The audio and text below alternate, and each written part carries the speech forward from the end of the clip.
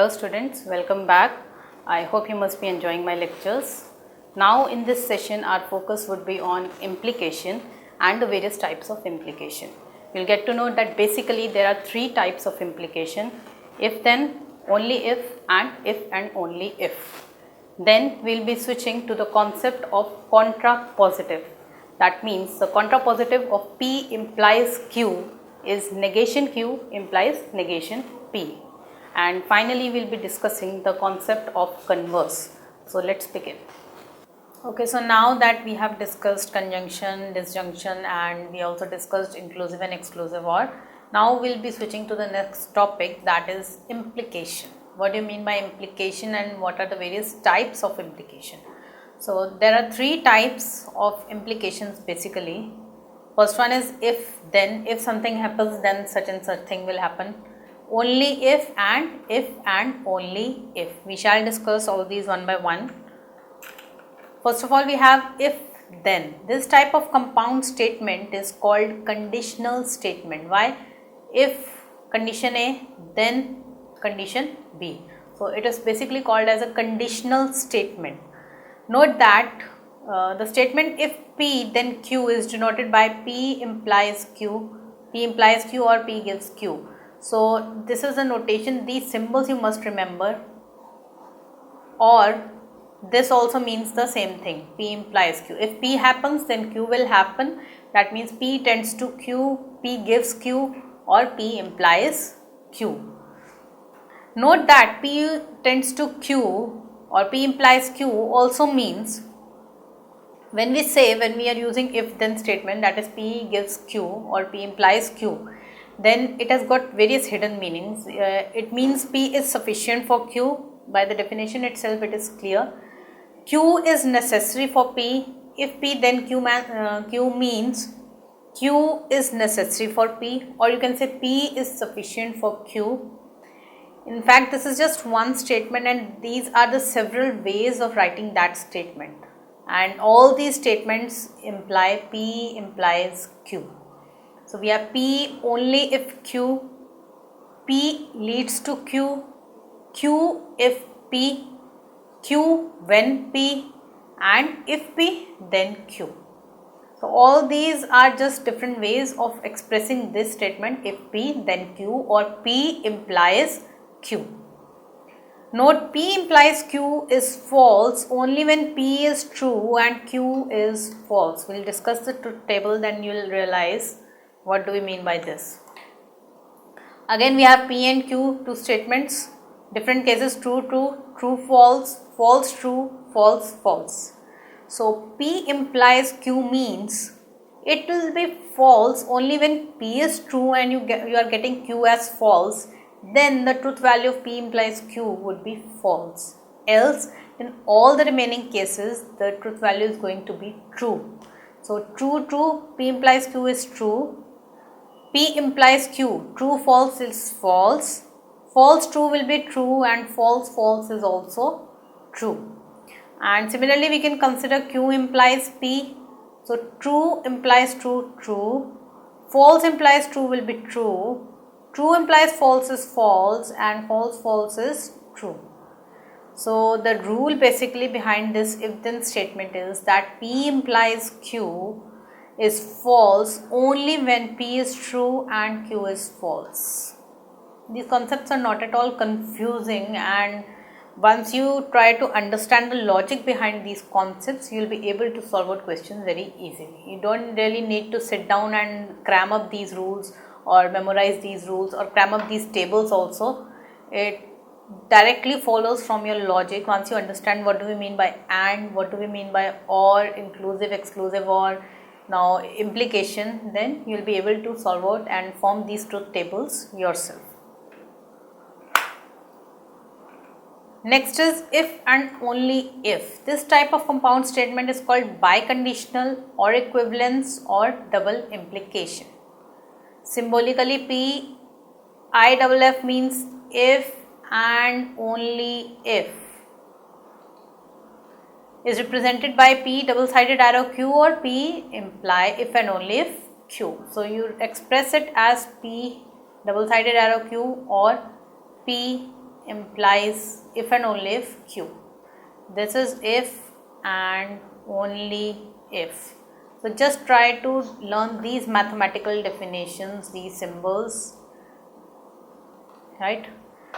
So now again, as we discussed in the previous case, here also when we say P if and only if Q, it has got various meanings. What does it mean? P is a necessary and sufficient condition for Q because it is biconditional. That means it is a necessary as well as sufficient condition for Q. Q is necessary and sufficient for P. If P is necessary and sufficient for Q, that means Q is necessary and sufficient for P. If P then Q, and if Q then P, because it is biconditional. Q if and only if P. So following are some illustrations which are biconditional, and by seeing at the statement directly in second you might get confused and you might not be able to judge that these statements are biconditional or not. But try to understand the logic of statements. If you work hard, only then can you succeed. Only then you can succeed. So it is, though it is not having if and only if, but it is a biconditional statement. Because the meaning is, if you work hard, only then can you succeed. You can work hard, and succeed. It is a biconditional statement. Similarly, you can go to play only if your parents permit. Now see, one more thing. Okay, let's consider one more example here for if and only if. Suppose I have a statement, if a statement P, that if sum of digits of a number is divisible, if the sum of digits of a number is divisible by 3, then the number is divisible by 3, right? And let me take another statement Q. If a number is divisible by 3, then sum of digits is divisible by 3. P is saying if sum of digits of a number is divisible by 3, then the number is divisible by 3. Q is saying if a number is divisible by 3, then the sum of digits is divisible by 3. So if I write down a number is divisible by 3 if and only if the sum of digits is divisible by 3. So this is an example of if and only if implication. It is a biconditional statement or equivalence relation. If this happens, then this, and this happens, then this.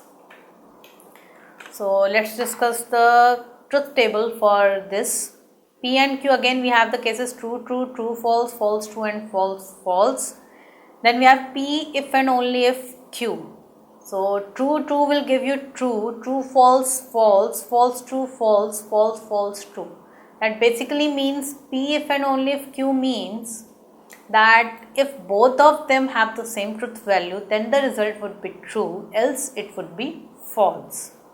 And similarly for Q if and only if P, it will be same true, false, true, true ka true, false, true will give false, true, false will give false, and false, false will give true. So the rule basically is P if and only if Q is true only when both P and Q have the same truth value. Just try to understand these rules, note them down at one place, and you can just go on revising those rules. And in fact, if you understand the logic behind these statements, that if and only if obviously means that if both the statements are going to have the same truth value, either true or false, then the result would be true, else it is going to be false.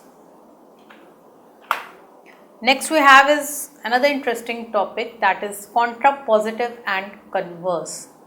Contrapositive and converse are certain other statements which can be formed from a given statement with if something then. So Contrapositive, if you have P implies Q, contrapositive is negation Q implies negation P. That means if you have P implies Q, you are first going to negate Q, you are going to operate from right to left. Negation Q will imply negation P. For example, if a number is divisible, is a multiple of 6, then it is a multiple of 2. You have a statement that says if a number is divisible by number is multiple of 6, then it is a multiple of 2. So its contrapositive is going to be if a number is not multiple of 2, then it is not a multiple of 6. If it is not a multiple of 2, this is Q, this is P, you negate Q. If a number is not a multiple of 2, then that will imply negation P, then it is not a multiple of 6.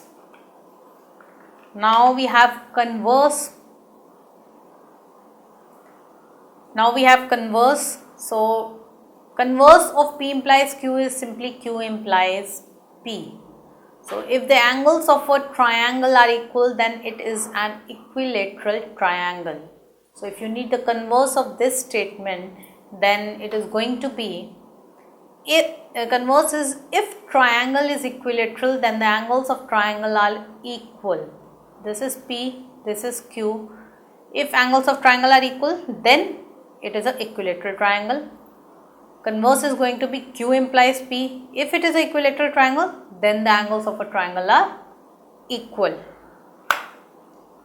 So let's discuss the truth table for contrapositive and converse.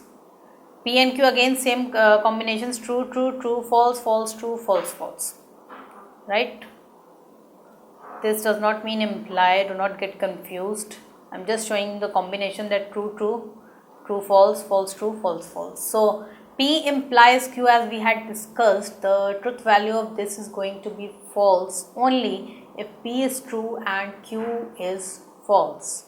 So for true false it is going to be false, else in all the remaining cases it is going to be true. So P implies Q is this. Now contrapositive is negation Q implies negation P, right? So let's have negation Q and negation P also. Do not get confused, do not perform oral, do not find out these orally, because you are more likely to commit mistakes in case you proceed orally. So negation P is false, false, true, true. Negation Q is false, true, false, true. Now negation Q implies negation P. This is negation Q, this is negation P. Negation Q implies negation P. This will give you true. Then we have true false is false. Then we have false true is true. And again true true is true. So this is how you get contrapositive. Then you have converse, that is simply Q implies P. So true true will give you true, false true will give you true, true false will give you false, and false false will give you true. So only when the Q statement is true and P is false, you get it as false. Note that the truth table for P implies Q is same as its contrapositive. Just note here that this column and this column are same. So P implies Q and its contrapositive, the truth table for both of them are same. Next we have is negation of implication. If P and Q are two statements, then negation of P implies Q is equal to P and negation Q. Since P implies Q is negation P and Q. So this is important, and in fact you should know it because it can be used in, it can prove helpful in questions.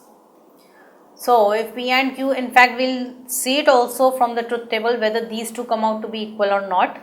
But as of now you should learn up this formula because this helps you in solving questions easily. Negation of P implies Q is equal to P and negation Q. Let us take P and Q. Then we have P implies Q. So this is going to be false and rest of them are true. And simply negate this column. So we have false, true, false, false, right? This is what I get as this. Now I'll try to find out P and negation Q. We have PQ, find negation Q first. So we have false, true, false, true. Then we have P and negation Q. And means both of them have to be true. True, false will give you false. True, true gives you true. False, false give you false. And false, true gives you false. So this is the table I get, column I get for P and negation Q. Now let's check whether this column is same as the earlier column or not. So we have false, true, false, false, and here also we had false, true, false, false. That means negation of P implies Q is equal to P and negation Q. This is important. Now we have negation of biconditional statement or the equivalence theorem. So this is, if P and Q are two statements, then negation of P if and only if Q is equal to P and negation Q or Q and negation P. Let's see this also, whether how do we really derive it. P if and only if Q.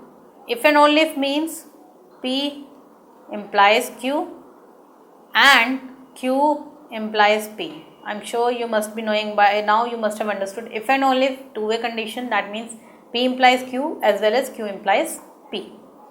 So now therefore negation of P if and only if Q is equal to negation of this entire thing. Right? We have negation of this entire term. This is equal to negation of P implies Q, and this sign will also change. So we have or negation of Q implies P. Right? Negation of P implies Q or negation of Q implies P. So now this we have already discussed just now, that P negation of P implies Q is P and negation Q and or Q and negation P. So this is what we are saying, negation of P if and only if Q is P and negation Q or Q and negation P. So this is quite simple. Do learn this, and this also in fact proves useful, because instead of if you want negation of P if and only if Q, you can use this form also, right? So I'm sure you must have understood these concepts, but yes, you'll have to go through them once again and just try to jot down these rules at one place so that you don't get confused between all these among all these rules. Well, I hope you must have understood the concept of implication and the various types of implication, as well as the concept of contrapositive and converse. Now in the next session we will be switching to the concept of fallacy and tautologies. We shall also discuss the algebra of statements, that is, you will get to know what kind of laws do the statements obey. So stay tuned.